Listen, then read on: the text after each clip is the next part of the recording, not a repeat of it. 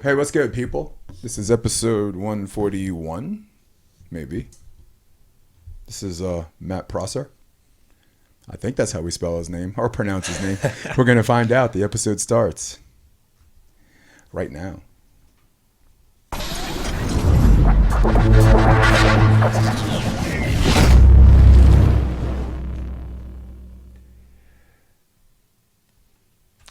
Can't get used to the loudness. Listen, people, you have asked. When's this guy going to come on the show? What about Matt Prosser? But for me, he's here because I've got to give the people what they want. What up, Matt? What's up, Jay? How you doing, man? I'm good, man. Let's do a little Facebook Live. We're gonna record this a little bit. Get some people hooked. Maybe they'll type in some questions. We had a whole bunch of live questions. Yeah, sweet. Let's do it. So this is something I affectionately refer to as. Let's do a split screen. Something I affectionately refer to as a lightning round thing. So we have a 60-second countdown clock, which I'm gonna do now. I get to see the clock, right? It's not blind. Absolutely, okay. 100%. Just making sure. Let's make sure we can see that clock. Boom, there it is. Okay, nice. Yeah. And for me, when it's zero, you don't have the headset on, you hear a horn honk like beep, beep. All right. New York style. All right. Let's go, fella. Like New York taxi style. All right, so question one, and this is weird. This got bumped up because I was inspired by something I read on Old School Volleyball. USA Today did an article about experts critiquing Top Gun, the movie Top Gun. Right. It was Trevor, so hot right now. and Try. Yeah. And Trevor was like, that was just terrible. Like, form is terrible. I mean, it's good that everyone's out there doing it for the beach. And there's like this little back and forth, like, oh, we should be happy they're showing movies about volleyball. And Trevor and Try was like, not if it's like that. Right. This dude's in jeans, you know? Yeah. And I'm lukewarm in the middle. So we not... I might put the USA article up after our countdown thing, but that's not the question. The question is, what's your movie with your favorite volleyball scene or favorite volleyball movie? I'm going to go second. Okay. Or you go first. That's fine. Okay. So without a doubt, favorite volleyball movie has to be the original Side Out. Okay. From back in the day. I mean, talk about a statement film, right? Beach volleyball, lifestyle.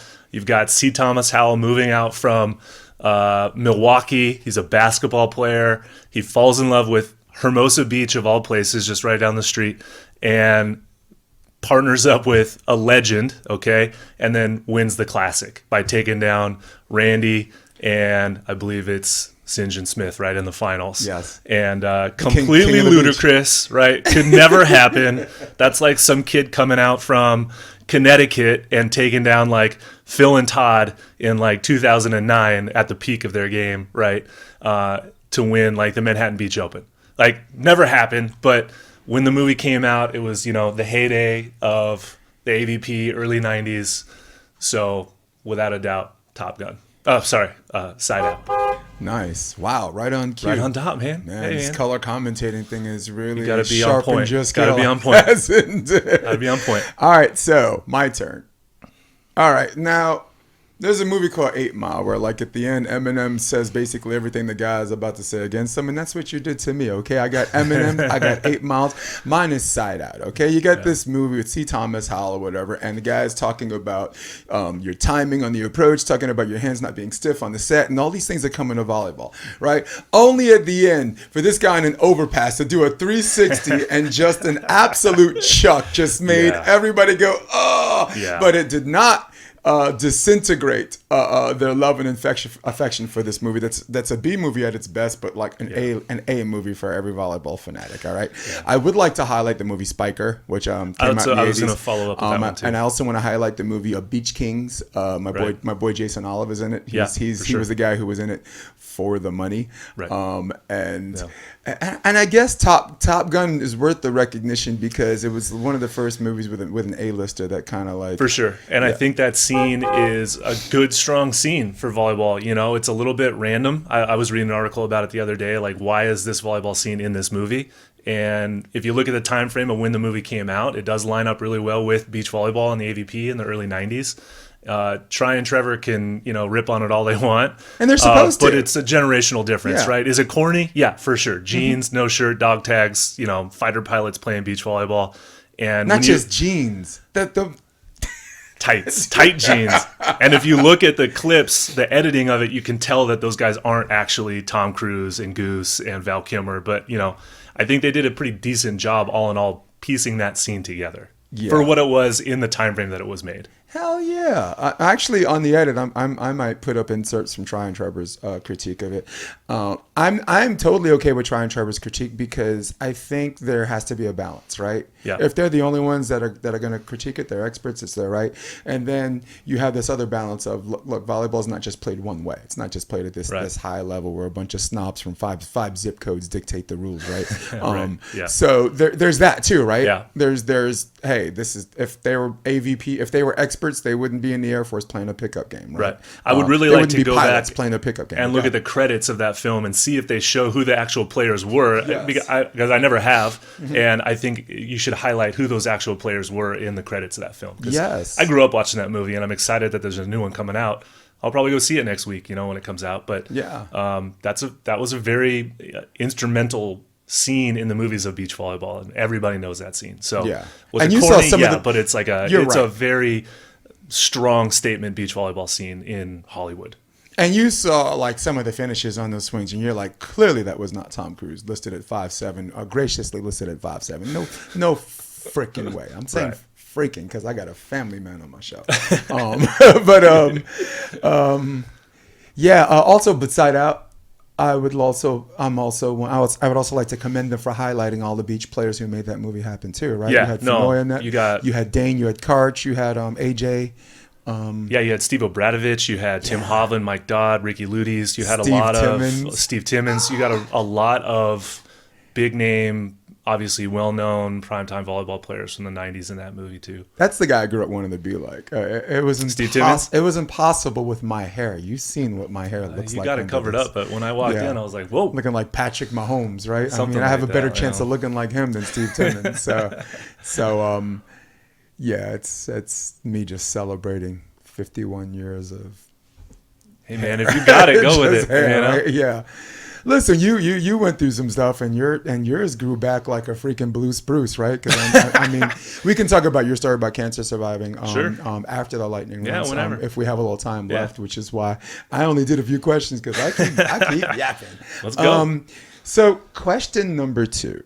All right. Right now you're doing some color commentating for Beach Volleyball World, and I really, really like your style. I like Kyle Friend, who was on the show previously. Kyle, when I heard him do the first one, I was just like, oh God, this is terrible. He's putting everyone to sleep. Oh, there you go. There's the hit. And then I watched another one, and I was like, okay, he's rolling. All right, he's on board. And then the one after that, ooh, okay, this dude's got legs. And then I listened to Call the Finals, like Qatar, whatever, and this and that. Yeah. I'm like, dude, fucking do the AVP, man.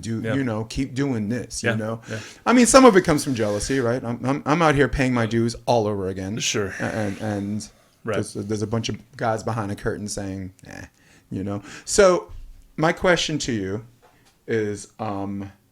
is there a particular color commentator you like listening to? Whether you grew up watching indoor volleyball or beach volleyball, was there a particular commentator you enjoyed listening to? And you could probably bring that out in less than a minute, but if he's a favorite, there's a story to tell there. Sure. So floor is yours. Go. So I grew up watching volleyball, and it was always Chris Marlowe and Paul Sunderland, like the two gods of volleyball broadcasting. They've been doing it literally for decades, and they both have their own styles. Marlowe is a little bit more of a wild card, loose cannon, has his kind of, catchphrases, and Paul Sunderland's very analytical and statistic based and more like technique driven in terms of what he's watching and trying to kind of portray through the broadcast.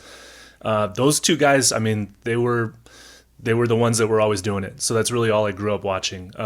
When I played in college and we were in the NCAA finals, they were both on the call for it. It was them too, right? Yeah. It was them too. And so that was always watching them and then have them call my game.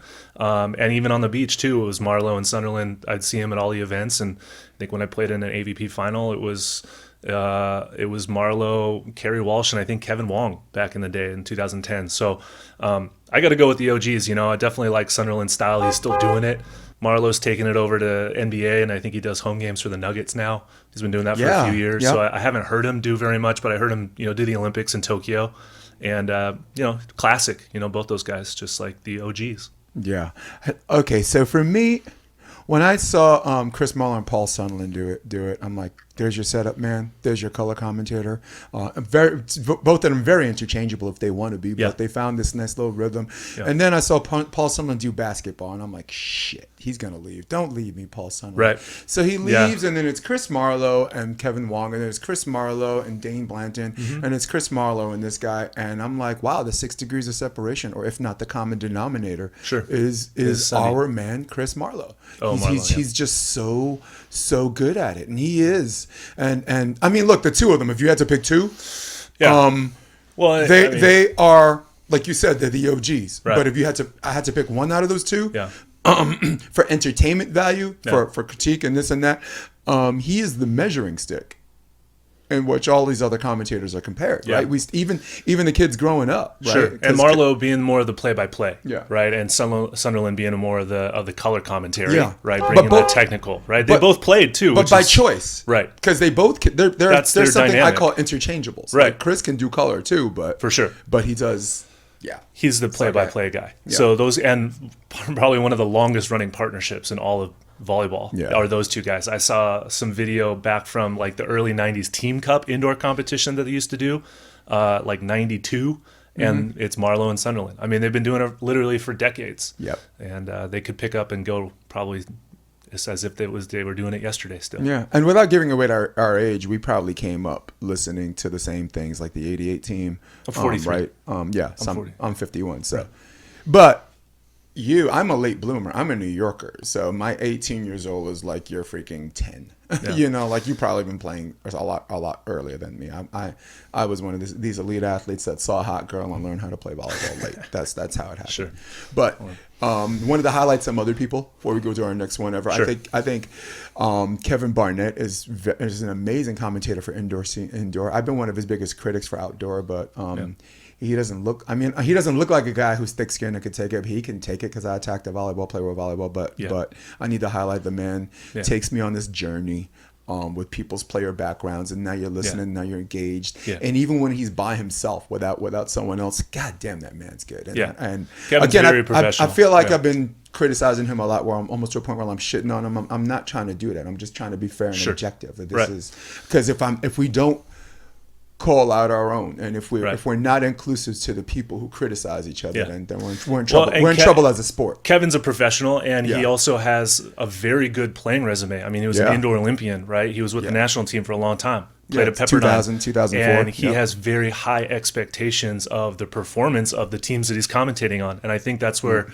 he's gotten slammed a little bit in the past, as being too hard on the teams that he's commentating, which I can appreciate. I love. Are you kidding? That's his personality. But that's great. No, I think it's totally valued and valuable in what you bring to the broadcast. Listening to him and Sunderland together talk about what's wrong about volleyball. Are you kidding? No, that's great. I'm in my kitchen. I'm not even watching the game anymore. Right. I'm listening. He's like, you want to speed up the game? Don't change the rules to second contact double being legal. Yeah. He says, how about not 15 seconds to serve? Right. How about, and I'm like, you're right. So highlighting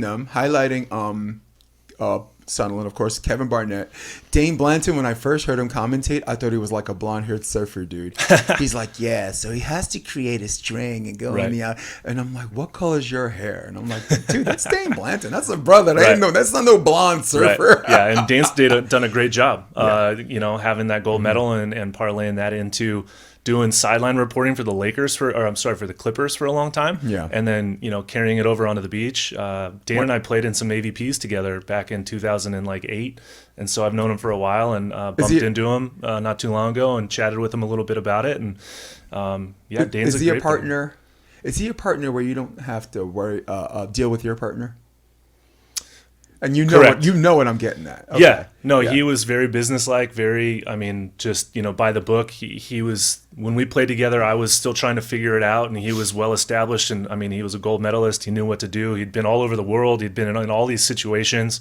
And I was happy to be there with him, but I was real green compared to him, where he was a veteran, and so it was a little challenging in that dynamic. Yeah. Because I hadn't really quite found my stride yet on the beach, but it was a good time. We had a good run together. I'm supposed to be doing some beach work with him this summer for LA Volleyball Club. Nice. I think he's going to do. And let me go back to Kyle Friend really fast. Please, because yes. Kyle and I have known each other for about 15 years. Fun fact is that I coached and recruited Kyle to go to Long Beach State when I was coaching there. And so fast forward, I stopped coaching there in 2008. Fast forward to I think it was the Rosarito Elite 16 event this summer, and Kyle and I are broadcasting together the men's gold medal final. Nice. And it's really, really fun to have that come full circle. And he's doing great work, and I love seeing him do it. So Kyle, keep doing what you're doing. Yeah, and keep being a better version of yourself, Kyle. As you continue to do it, right? I mean, because from the time I saw him just that one tournament alone, it was a gradual build-up to this person where I thought he could be. Yeah. He's warm, he's personable, he's got a smile you can warm your hands on. Yeah. So before we go into the next thing, people watch a YouTube video, watch Dane Blanton talk about Portugal, the semifinals, a great story to tell.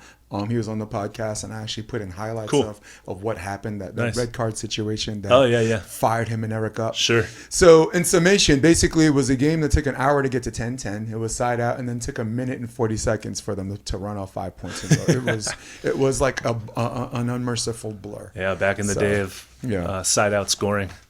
So when Kyle, after the show, one of my friends texted me, they said, "Wait a minute, is he gay?" And I'm like, I said, "No, but I think his husband is." So I said something silly like that. And Kyle is like, Where's the husband? Where's the husband? So, and it was I'm glad, because it was one of those things he was not comfortable talking about, and this and that. And it's not something he should be comfortable or uncomfortable at, because just like us, his sexuality is only one of the many things he is, as opposed to some people who use that to identify themselves as a collective whole. Sure. You know, my sister, Afghan vet. Okay. Yeah. You know, she came out, and that first year she's curious, and I'm just like, hey, chill. You are also this. You're so many other things, and when you think like that, more people are more comfortable around you. So the tolerance, right? Yeah. Empathy is bisexual, right? It works both ways. Yeah, totally. So, and that's all I wanted to say about that. Sure.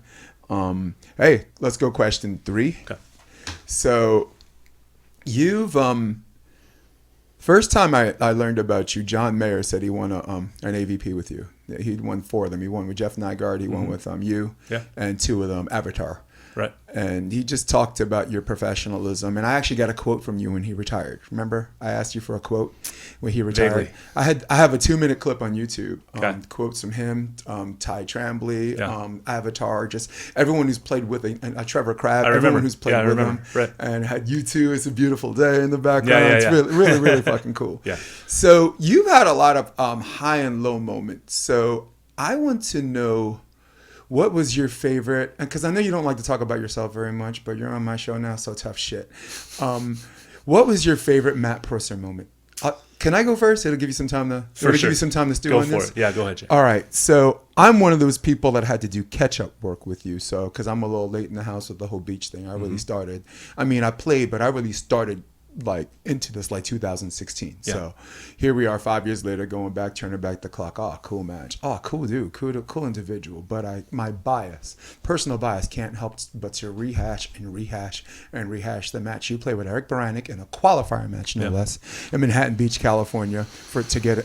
It wasn't even to get into the draw. There was a match. There was a match before third one that. Of the day. Right. This is crazy because it was Paul Lottman. Yeah. Right, it was Derek Olsen, and Olsen was still balling at that time, right? He was playing with K-Spear, I think.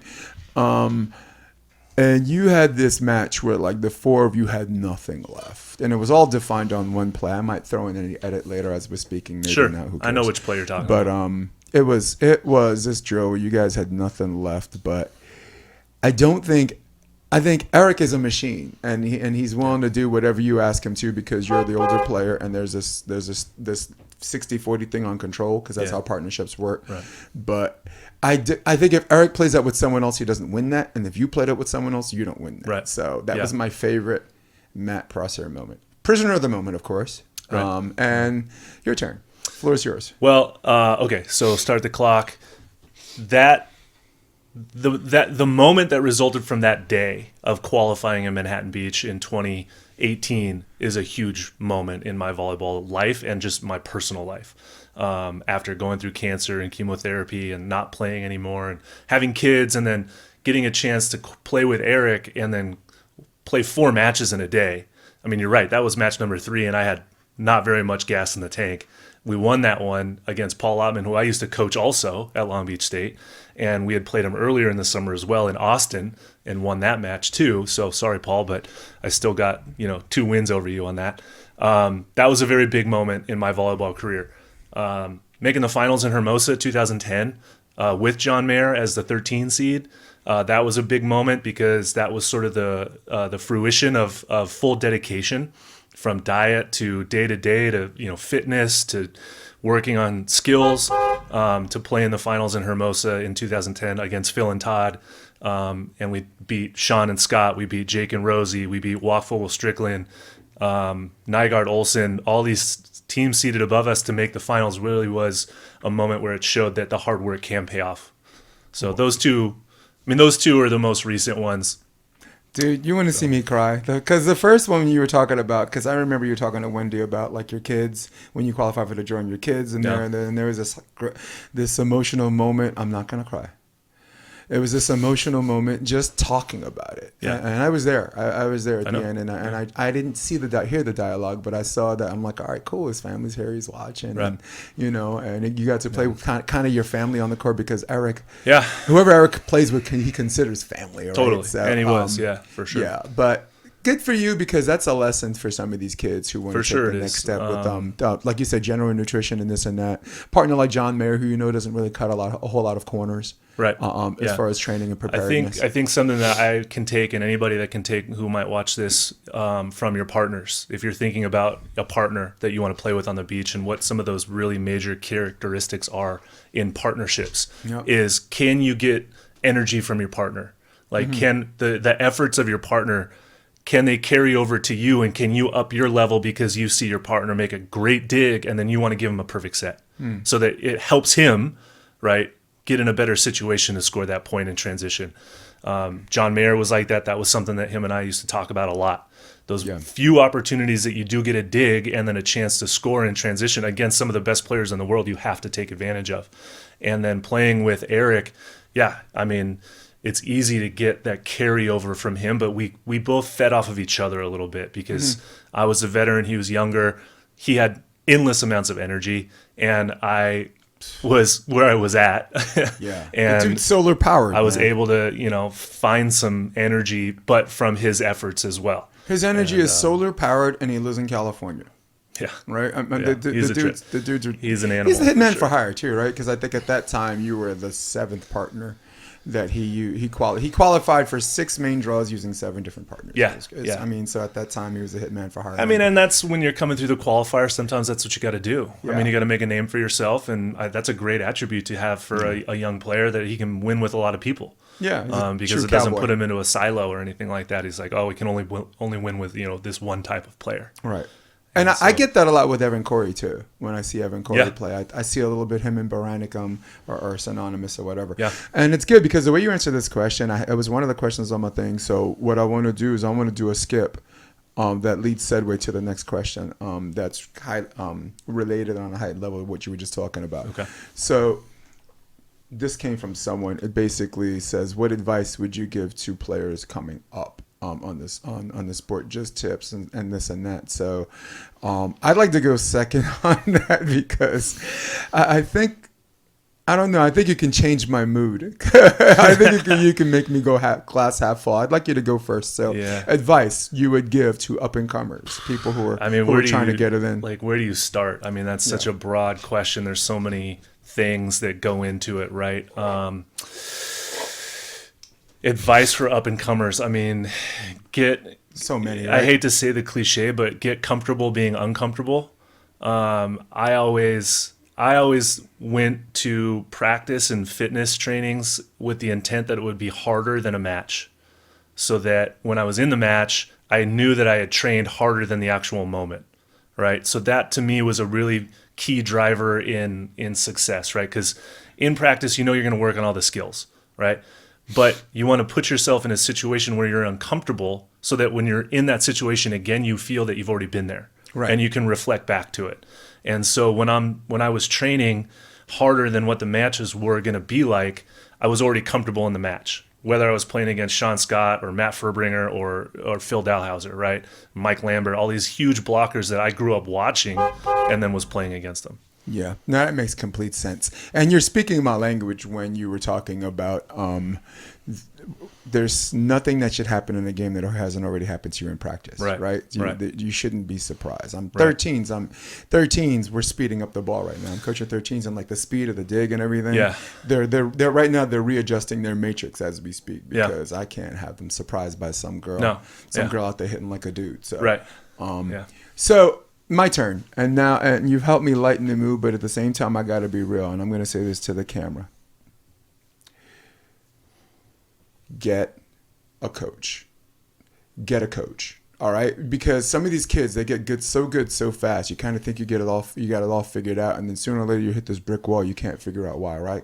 You jump just as high as that dude, you hit just as hard as that dude. You're probably more athletic than that dude, but yeah, there they are, and there you are. So, and it's one of the reasons why I told Krista and Nuss and Close, do not move to California. They got a coach. They have a coach. They got Drew Hamilton. They got freaking their Russell Brock as a backup hitman for hire, for Christ's sakes. They got facilities out there, right? They're sponsored by the state of Louisiana. Stay there, right? Yeah. But someone like Evan Corey might benefit him to move out here and train out here, right? And he got him a good partner. So, totally. So like you said, there's so many ways we can go. You know, take care of your controllables. That's a John Mayer thing. Totally. Take care of your nutrition. Take care of your weight room.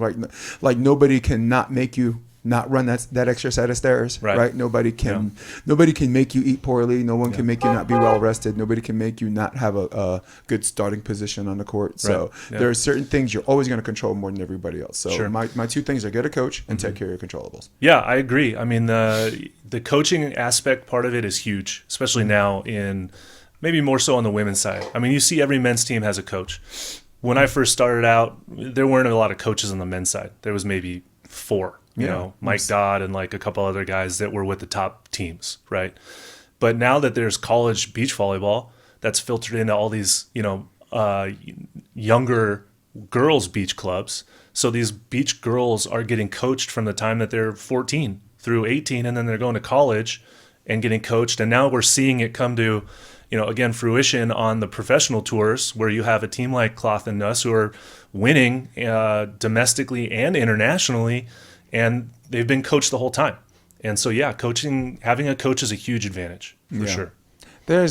We don't have a whole other hour to spare to talk about those two. I've been on that boat from 2000. Because Sean LeDay kind of let me onto them, and they've been under my radar for quite some time. And I'm just like, wait for it. And that's a great example of not living in California and still being successful. Sure. So. And Qatar, right? Qatar doesn't even do training groups. Qatar, they have a bunch of coaches, and if they need to scrimmage someone, right, there's always someone accommodating. The Spaniards, Herrera and Guevara, one of the longest lasting teams, they're more than willing to accommodate them. Right. The Norwegians don't even have a fucking tan. Right. All right, they'll do it. So. No, that's a prime example of coaching and putting those guys in situations that they see all the time from the competition, and that's how they prepare, and that it works for them. Honestly, one of my favorite matches wasn't even like a real match. It was like a pickup game. Me and Randy were watching. We strapped ourselves to a camera. We sat on each side of the camera, and we were doing like a little director's cut of the game, and got like 30,000 views. Man, it was Try and Trevor. Right. Went to 3 sets. Yeah. We messed up the score. I mean, I felt like Loki from Thor Ragnarok. You had one job, just the one, to announce when he's coming. You had the one job. So, and you blew it. All right, so let's move on to something a little fun. But if you're an old school volleyball player and you're cranky, it's probably not fun. But you're no, because those guys are angry at everything. Like the old school, like the group site. I love these guys, and I scroll down the wall just to listen to this back in the day shit, which I'm part of in many ways. Okay. But this one's gonna disappoint them. And I'd like you to go first. Okay. What old school rule would you like them to see beach volleyball bring back and implement into the volleyball rules? You want me to go first? I don't know if this is a rule, but I'm gonna put it out there. And they should bring back the bikini contests at the beach volleyball events, AVP events. Everybody gets paid. I mean, the thing is about the rules of the game, I don't think that there's any valuable rules from old school side-out scoring, miss serves, let serves, the tosses, the tight hand call sets. I don't think any of those things fit into what volleyball needs right now.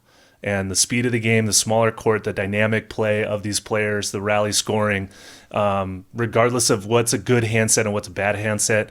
Look, old school players, if they're having fun playing that way, by all means, go ahead and do it, right? Games evolve, rules change. I think that, early on, the adopting of the new rules was challenging for everybody, but there will always forever, maybe not forever, maybe eventually, the old school guys will all, be gone. There'll become a time when volleyball players only know small court rally scoring, 2 out of 3. Yeah. No one's going to know that, wait, volleyball used to be played to 15 points and you had to serve to score?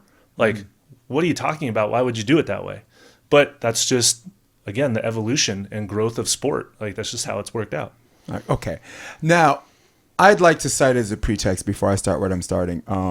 When I'm talking about the volleyball rules as opposed to their rules or your rules or my rules, right? It's where you were talking about hand setting or whatever. I would say check your league, right? Some leagues you're allowed to actually literally catch the ball and throw the ball, and as long as it doesn't spin, you're all good. Yeah. And then some people judge a double how it comes in, which is how a double's supposed to be determined. If you ask any FIVB ref. So with this, the one thing I would change is absolutely nothing.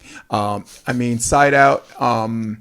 And rally and let set rule, all of those things offset each other and keep the game moving. I would like for them to enforce this 8-second rule on serving, or 5 seconds, or whatever it is. If it's 8 seconds, do that. Stop having someone take this whole pre-game ritual to warm up to serve just to miss. Maybe I'm shitting on indoor volleyball right now, not necessarily the beach. But there is one rule I'd like to change. I would like to see people, just for fun, and then I'll probably smack myself back into reality. I'd like to see people be able to block a serve again. I watched the '84 Olympics. I watched USA versus Brazil. In the third play of the game, Craig Buck touched the ball, blocked it, and they covered it. And I'm like, and I thought it was a dead play. I'm like, all right. And I'm like, whoa. Yeah, you're going way back. They're still on playing. That one. Right. They're still playing. Yeah, you're going way back on that one. Yeah, blocking the serve. But I'd like to see if someone serves like a lollipop. I'd like to see a beach volleyball player like freaking Avandro just walk his approach. The short serve and just step close and spike the short serve. That would be kind of fun to see. That'd be fun to see, and guys could do it for sure. I think on the beach now. As far as like the fan interest, they would be like, "Oh man, don't serve that dude short." Big guys would love it. Are you kidding? I thought the freeze that the AVP did was a good change up. I know that they did away with it, and I'm okay with it. But I thought that was a good change up.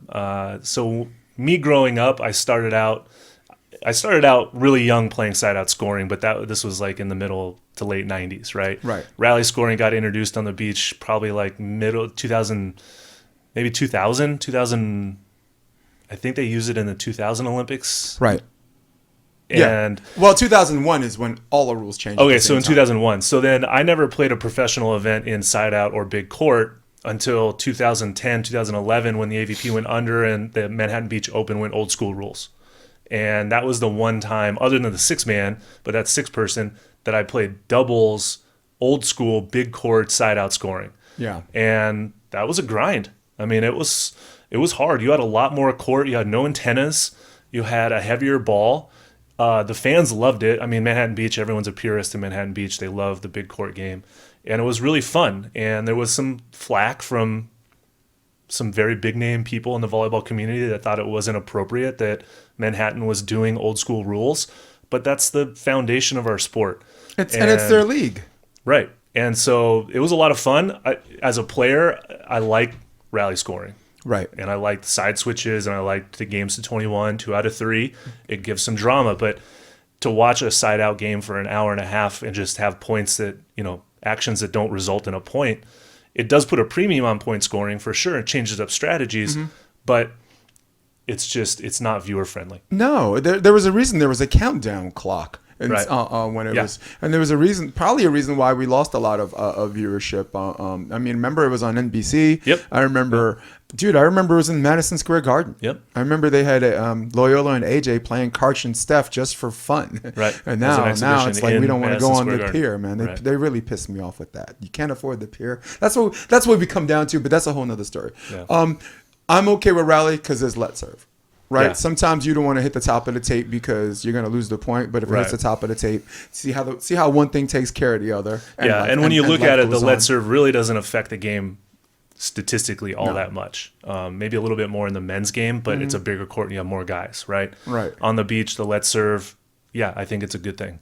And for everybody else, I just say check with your league. To me, I had Fornicari on the podcast. To me, the most grueling tournament in all of volleyball right now, currently, is the Pottstown Rumble. It's grass. Yeah. It's big court. Yeah. It's side out, and they go all day and all night. Night lights in the last week of June, in the most humid of conditions in a place called Allentown or Pottstown, which is next to Allentown. Right. And if you make the finals on that, I don't even care if you win. You're a G. Right. You are a volleyball G, and Yeah. you're a mensch, and you are to be respected. What? A mensch? A mensch. What's that? It's in New York. It's a Jewish term meaning like a good fella. Okay. He's a good fella. He's a mensch, like the highest respect. Okay. I'm not Jewish. It's just that everyone thinks I am, so I'm starting to learn all these terms. You know, I'm not Jewish, but nobody's perfect, right? That's what my Jewish friends tell me. Are you Jewish? No, I'm not. Okay, nobody's perfect. Right. what are you gonna do? The other thing is too, Jews talk like American Italians in New York. Yeah, they do. They really do. I mean, Bay Ridge, Brooklyn, the Puerto Ricans, Jewish, and Italians. Same accent, you know. They all sound seriously like Andrew Dice Clay. Want to come a little close up, buddy, of popcorn. No, I got a little bit. You'll hear a little bit of that when I get angry. Okay. Yeah. I'll try not to make you angry. Even though I'm a Flatbush kid. So good. We did a really good job surviving old school rules to bring back, and my cop out is check with your league. Leagues get to do whatever they want. That's just pushing the buck off of somebody else. Well, CBVA, right? They got rid of receiving serve with your hands because there's no camera. There is no rule saying you can't receive serve on the beach with your hands. You're just not allowed to double it. And you're just not allowed to carry it. And the reason why the referees called it, because the referees didn't want to be bothered. They got together. They became renegades. They said, forget the rules. If you put your hands up, we're calling something. We'll make up something. But CBVA, because the players ref their own games, they put in their rule book, no, no, and no. So to their credit, and for reasons obvious, right? They don't have real refs. Right. So the old ref your match but after you lose. It's never. Read the rules, people. It has never been. Nor has it been illegal. Well, and indoors, I think that's a great skill. Yeah. But on the beach, it's definitely not necessary, and it's nearly basically impossible to not lift a serve or double it on the first contact. No. So it really doesn't have any place in the. It doesn't have any place in it. But I'm trying to say that if someone serves a lollipop and someone takes it with their hands, the ref can't make up a call because he doesn't like it. That's the rule. No, that's a good point. There are rules. Right. I mean, it's not popular. It's not this way. It's not the way we do things. Bugger off. Well, these days, I mean, watching some of these players on the Beach Pro Tour internationally, the younger kids from Sweden. Woo, I mean, they won last weekend, didn't they? They won last weekend. They would take a serve with their hands and run it on two, and probably get pretty good at it because that's what those guys do. And their brand and style of play is impressive. Yeah. It's very. It's a big shift, and they're the kind of the forefront leaders and thought provokers on that one. Well, to me, just like psychologically, just like if you want to silence someone that's acting like a D-hole, beat them, right? Sure. These guys who are complaining about all these things are always the first one to say, "Oh, if you don't like us, beat us," right? Right. But then they found a way to beat you, and I'll say the same thing: if you don't like it, serve tougher. Right. I guarantee a referee will give you that call if you're not serving these bull crap serves. All right. Yeah. How about you don't want him to hit on two? How about put a body up there? Make sure you cut off his cross court, and if it goes power, make sure it's power line. Right. Right. Just how about do some of these things. Just because this person found a way to win, that's not your way. Yeah. All right. Yeah. To quote Marlowe from The Wire, the HBO series The Wire, you want it one way, but it's the other way. Right. Yeah. Oh, I mean, that is. I've never heard certain stuff so simple. Mic it was drop, so awesome. like, yeah. Oh my God. Well, it was a security guard. He took a lollipop and opened it and like started eating in front of the security guard and walked outside, and the security guard's like, dude, I saw that. You stop making me look like this. And he says, you want it one way. But he said, but it's the other way. All right, next question. I'm going to put that in the lightning rounds. We're going to have, I'm going to give you like a whole 60 seconds to answer a whole bunch of one-word answers. So weirdest place you've traveled, I want to put that in there. That's going to be a skip. Okay. Let's see. Next question. Who do you like? Are you calling this weekend? No. All right. So I can ask you this. Who do you like for San Antonio men and women? Who's going to win the men's and who's going to win the women's? You mean New Orleans? New Orleans, right. For me, if you were calling it, I would just give you 1 minute, like players to watch out for, or players under your radar and this and that. But if you're not calling it, if you're not comfortable answering that, I'm comfortable. Well, who do you like? Who do you think is the odds-on favorite to win the men's, and who do you think the favorite is to win the women's? I don't want to pick a favorite. I want to pick finalists. Okay, if that's okay. If I can. It's not a comfortable question. Well, but it's also. I mean, it's too subjective to pick one team in a league of so many equal teams, and it's New Orleans. There's going to be humidity, weather, climate, all this stuff. I want to see a final between Chase and Troy, and Nick and Andy. Nick and Andy. Lucena and Benish, right? I think that's going to be the final, and I think that is going to be a very intriguing match to watch. I think Chase and Troy are playing really good volleyball right now, and I think knowing Nick and the competitor that he is, that he missed Austin and saw his partner win with his former partner, he's going to want to get in the mix, and Nick is one of the biggest competitors I've ever met, and I think it's going to be those guys in the final. Now, I think if I had to pick a winner,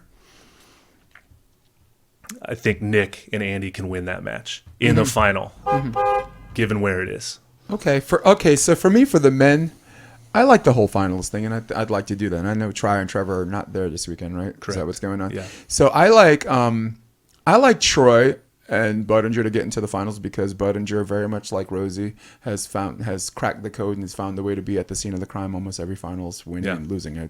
I believe he and Patterson were in the finals all three tour stops last year, right? And then before that, him and Rosie always find a way to get to the finals, but Rosie is also the Pat Riley of volleyball that gets you to the finals with the promissory note of winning, but getting you there, right? So with that being said, I like Troy and Budinger, but I like Nick, Phil, and I like Patterson. I think as far as being well traveled and playing under various conditions and various environments, I think they're thick skinned in those environments. They're well seasoned, and as far as they're way more than well seasoned. Yeah. They are heavily overly seasoned. Let's put it that way. I think that, as far as cracking the code and being at the scene of the crime, there's no two better people than those two that are always in the finals and always winning and always losing. So I expect to see them in the finals. And in fact, I'm loath to say, and not out of any personal disgust or vitriol for Patterson or Dahlhauser. I actually like Dahlhauser kind of, and I love me some Patterson. He's so good for the sport in so many ways. Right. But when is the time where someone's going to take these guys and push them off the cliff? That these guys just roll up out. This one's halfway out the door, 43 years old, comes back. Oh, I think I want to split block. I want to play some back row defense. Winner, chicken dinner. I'm happy, and we can celebrate this man's GOAT status. Don't forget he played on the right side. Yes, but let's talk about his GOAT status. Sure, let's have a conversation about that. But also, let's have a real serious conversation about where the hell are you? Where the hell's the men's division right now? That they allowed that shit to happen. Tri and Trevor.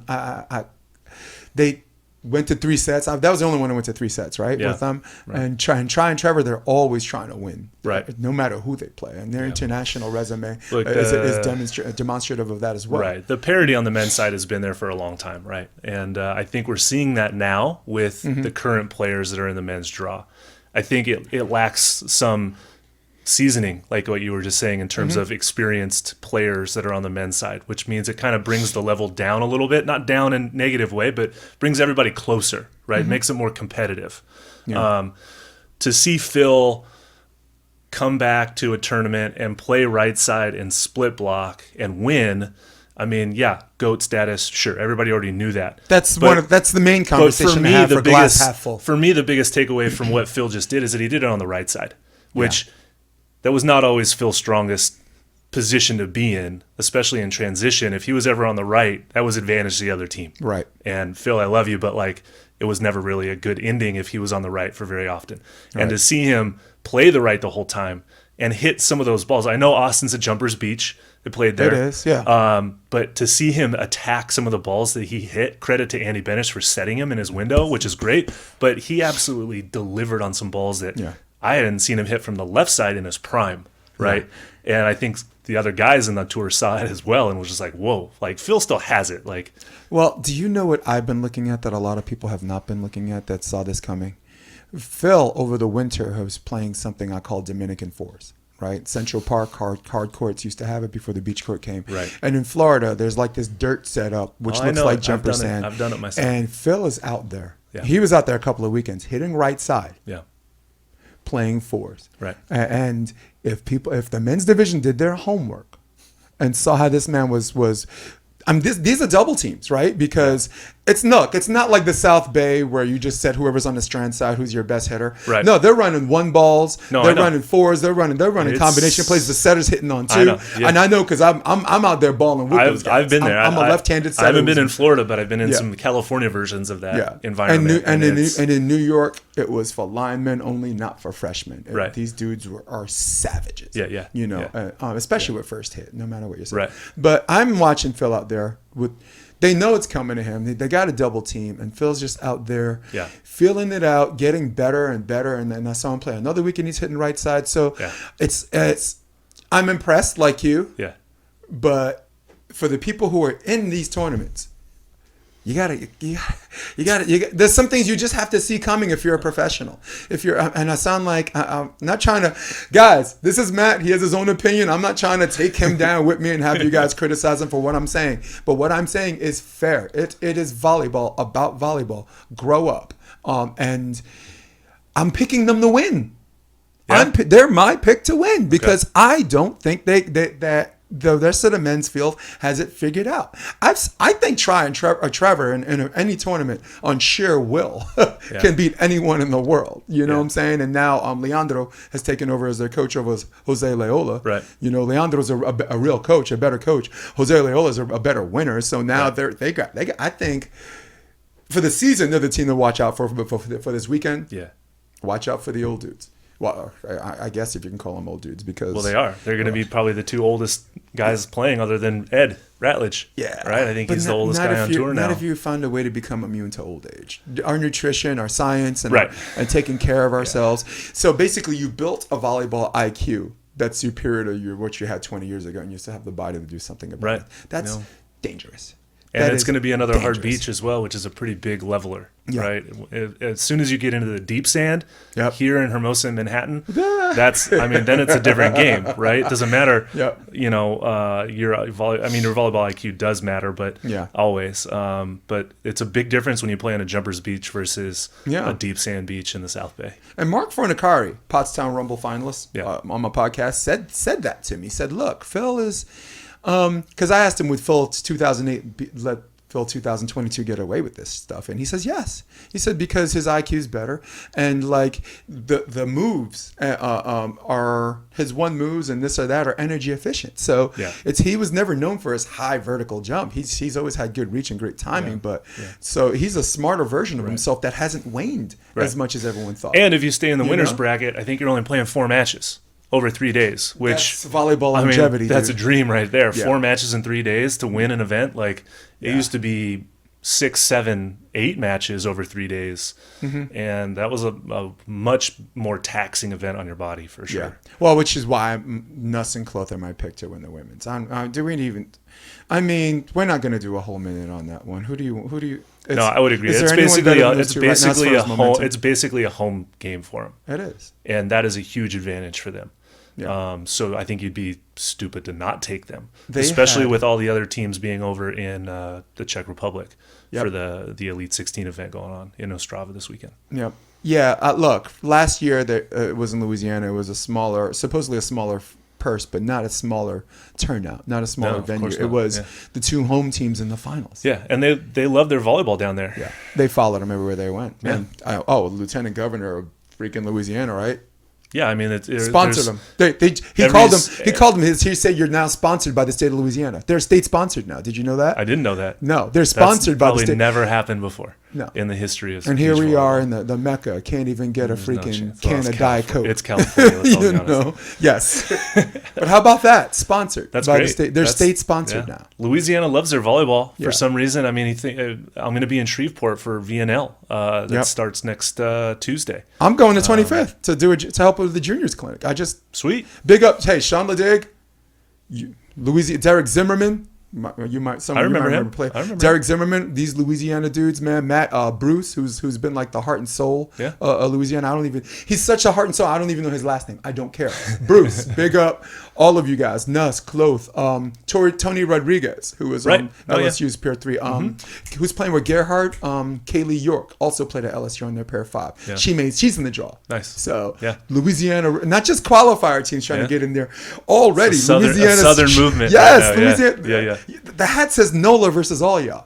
Of course it does. How cool I is believe that? It. Yeah, I believe All it. right, so lastly, because honestly, if I can do this under 54 seconds, we're putting this whole damn thing on Instagram.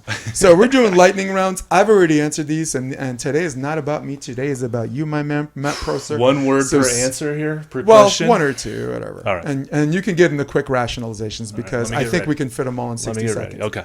Ready? And pool or beach? Beach. Last good book you read? Atomic Habits. Freeze or no freeze? No freeze. Ice cream or cupcakes? Ice cream. Your other favorite sport to watch? Golf. Commentating or coaching? Commentating. That's an easy one. Harry Potter or Lord of the Rings? Neither. Star Wars. My man. Favorite match to call at Beach Volleyball World? This might take 10 seconds. Ooh. I'd love to call an American team against the volleyball Vikings. Nice. The player you look forward to playing the most when you played? Ooh. Playing the most. Jeff Nygaard. Yeah. Favorite childhood sports idol? Oh, gosh, that's a tough one too.